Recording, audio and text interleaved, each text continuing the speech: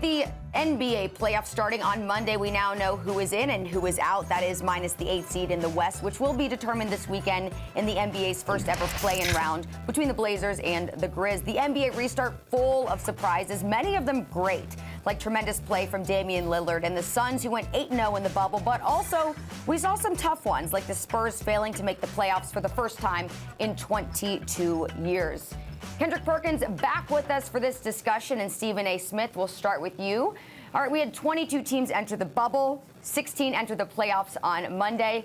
Who would you say was the biggest disappointment in the bubble?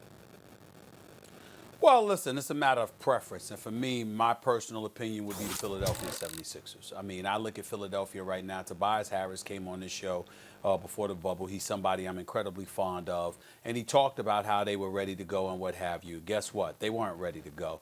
They didn't seem together at all. They gave a 53 to T.J. Warren. I remember that.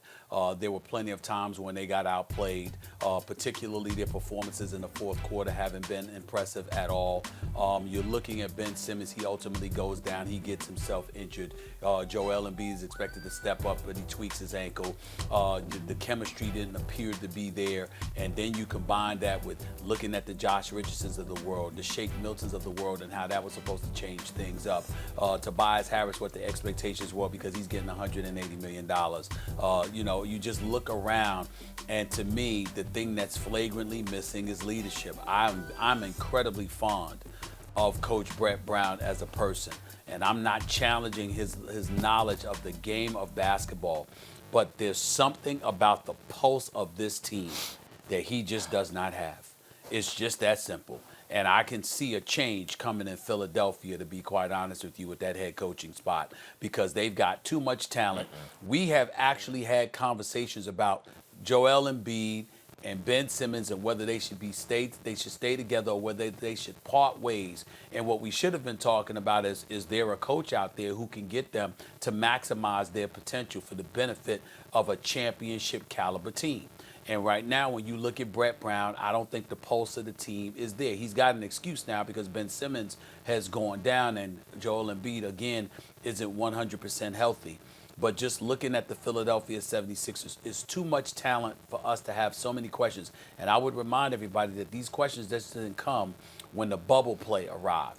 These questions existed throughout the regular season, the first 60 to 65 games, when the Philadelphia 76ers was lights out at home at the Wells Fargo Center in Philadelphia. But when they went on the road, it was like they forgot how to play basketball. They were like 10-24 on the road. That is inexcusable as far as I'm concerned with the talent that they have, and something needs to change there. Well, you have a case because they had title aspirations, like legitimate ones. Even though it didn't look like they shot enough and everything, if everyone was healthy, they would. But Stephen A., I can't say I'm disappointed. Like, when dudes get hurt, that's not their fault. That's bad luck. They ran into some bad luck with injuries. Maybe not Embiid. There's a reason he went third overall and, kind of chronic, not just with his knee and his back, but like little nagging injuries and stuff. And, dude, when you're his size, it's likely to happen. Just built different. But Simmons ran into some bad luck, and so did that franchise. The answer is the Pelicans, clearly. That's the most disappointing team in the bubble. Guys, a lot of people were saying the whole reason for not just inviting the playoff teams back or else all teams back, the whole reason for a play-in game is because the league wanted Zion in the playoffs. Like, that was the point of this. If you're under 4.5 games in front, then you get a play-in game, right? That was basically the Pelican Zion rule. And they sank like a stone. They just fell. Other than the two bottom feeders of the conference, they're next. They don't have like 19 wins, but they're 30 wins. Everyone rose above them who had any kind of chance. They're one of the 3 worst teams in the conference with that kind of young talent.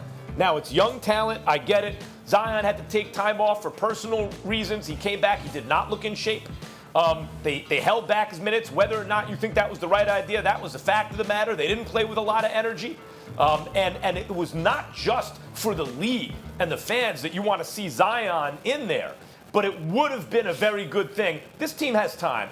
but it would have been a very good thing for them to get some playoff experience. The league did everything in its power to try to get them there. And the Spurs fought hard. You saw even in the East, and the Nets are in, but they played hard without a lot of talent. All these other teams, Memphis was gritty. Obviously, Portland, Phoenix didn't lose a game. Are they more talented than the Pelicans? Now, I said they have a lot of time, but guys, keep in mind that when you have a guy like Zion in a market like New Orleans, history tells us, almost without exception, you got 6 seasons to get a championship, or he's out of there, and maybe even then, right? Because they make it financially not worth their while to leave after the first year. They'll extend, and then in the 6th season, heading into the 7th, their agent lets the team know, don't lose us for nothing, trade us now. And then, or if the team waits, then they lose them for nothing. So this is season 1. You got 5 more if you're the Pelicans. It would have been good to get playoff experience, and they fell as flat as you can fall. Thanks for watching ESPN on YouTube. For live streaming sports and premium content, subscribe to ESPN+.